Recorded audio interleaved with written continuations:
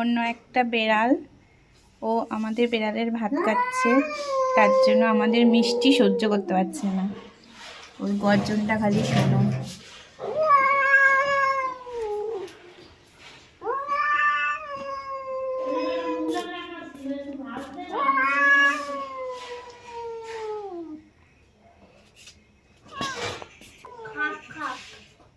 খেয়ে নি, কই ভাত তো ফেলেই দেবো।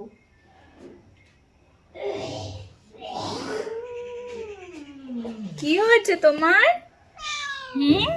মিষ্টি, ও মিষ্টি, তোমার ভাত খেয়ে নিচ্ছে? হ্যাঁ মিষ্টি,